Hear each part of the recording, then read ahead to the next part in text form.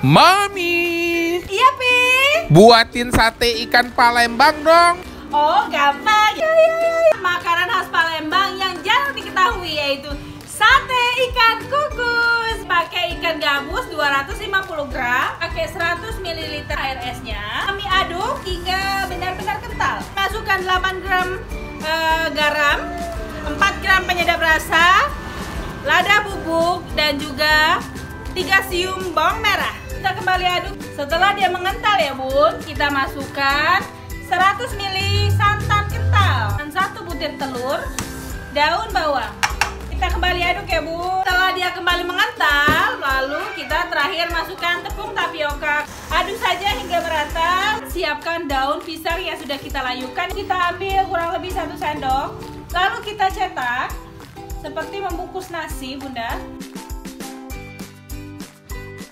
Tusuk gigi untuk menjepitnya seperti ini.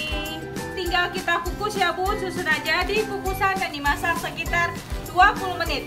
Yuk kita buka dulu ya. Ini dia sate kukus khas Palembang. Papi, Iya Mi. ini nih sate kukus ikannya udah jadi. Ayo besok kita mau buat pempek apa lagi, Pi?